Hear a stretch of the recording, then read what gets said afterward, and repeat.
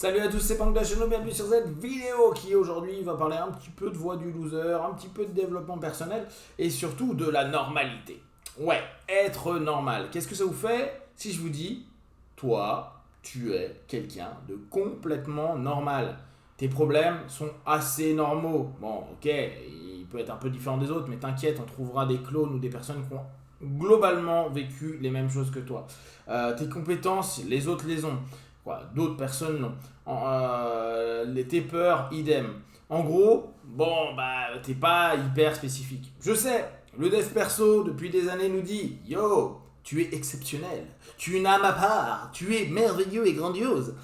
Et au bout du compte, j'en connais un paquet de gens merveilleux, grandioses, qui ressemblent à tout le monde, hein, qui ont une vie comme tout le monde, qui ont des névroses comme tout le monde, qui ont des succès et des échecs comme tout le monde, et qui au bout du compte ne changent en rien de l'humanité normale, basique qu'ils sont. Bien sûr, il y a certaines personnes qui peuvent être reconnues comme différentes.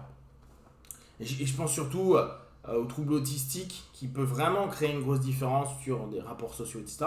Ou des gens qui ont vécu des troubles psychiques ou autres. Mais la plupart d'entre nous, et la plupart des personnes qui plongent dans le développement personnel, c'est quand même que par essence, on est encore plus normal que les autres. On est normal et en plus on est des tocards. Parce qu'à un moment on s'est dit, ça va pas dans notre vie, il faut trouver comment aller bien, être heureux, parler avec des entités ou devenir millionnaire en 5 séances. C'est quand même quelque chose de hyper commun. Ce que j'observe depuis des années, c'est vraiment une réflexion que je me pose, c'est qu'à chaque fois que je dis aux gens, mais on est normaux. Souvenez-vous, j'avais fait toute une petite série sur les hauts potentiels intellectuels. Et j'étais allé passer les tests pour voir comment ça se passe, etc. etc.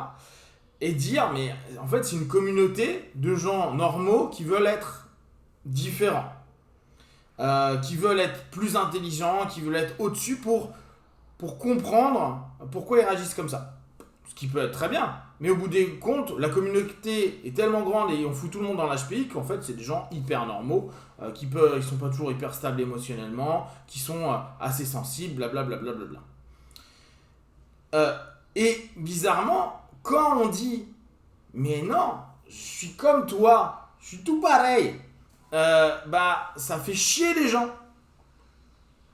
Ça emmerde la normalité. Bah non, regarde, toi t'arrives à faire ça, mais moi non. Bah oui, mais c'est une compétence que j'ai en plus. Si vous voulez voir ma compétence en cuisine, je vous invite à manger chez moi et vous allez voir à quel point j'en ai pas.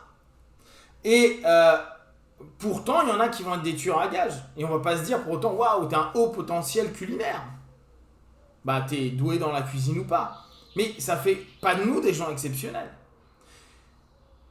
En session, très régulièrement, j'observe que les personnes se dissocient pour aller dans un self idéal.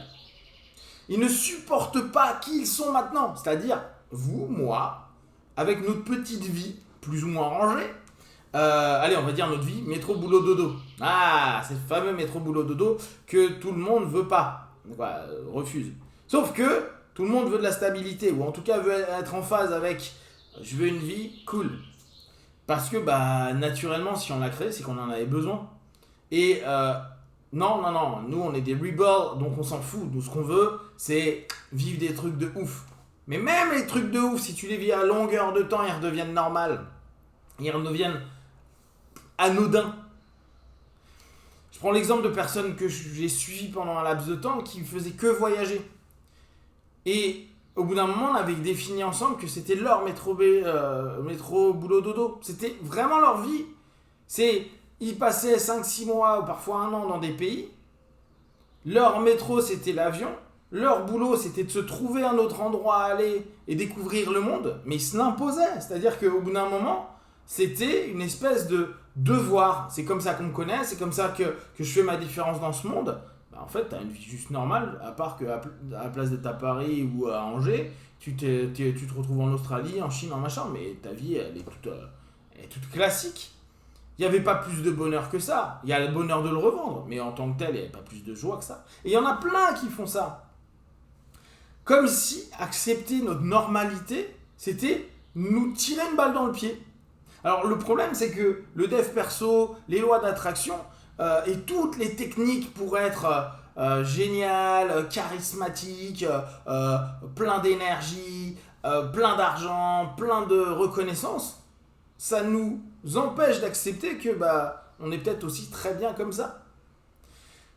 Et en plus, et on revient à ce que je vous disais sur la dernière vidéo, on se met une pression de ouf. C'est hyper culpabilisant. Genre, moi, alors que j'ai toutes les clés de la PNL, de l'hypnose, de la loi d'attraction, de la loi quantique, je suis qu'un petit être humain normal, avec un boulot normal, avec une vie normale, et je suis pas reconnu par mes pairs comme Dieu le Père ou autre.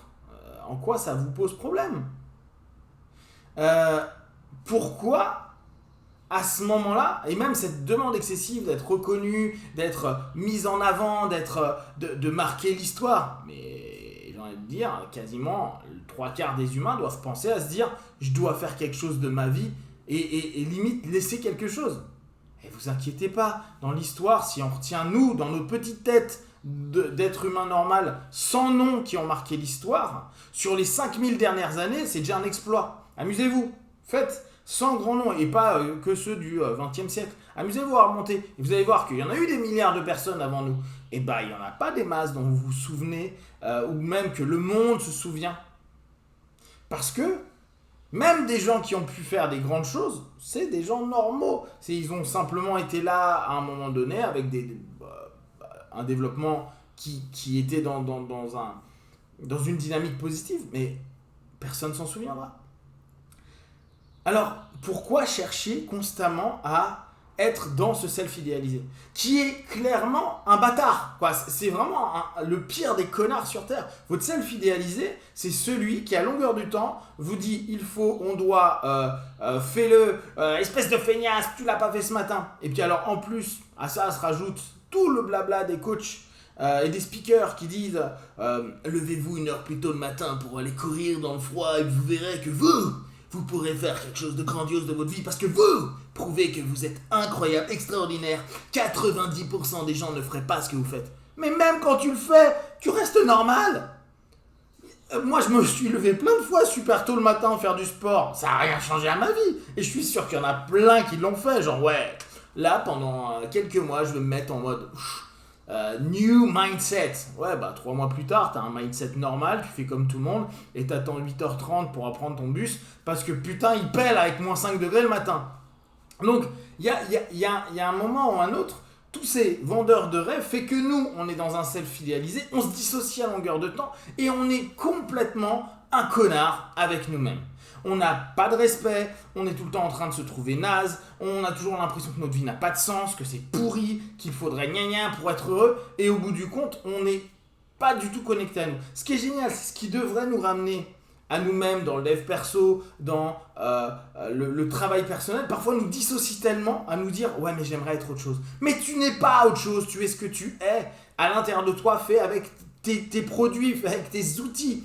Arrête de vouloir prendre plein de trucs de ceux qui ont, et c'est peut-être un des défauts parfois de la modélisation en PNL, mais ça fait il y a des millions de personnes qui ont appris la PNL. Il n'y a pas des millions de personnes qui ont réussi. Il y a plein de gens qui ont des vies complètement ordinaires.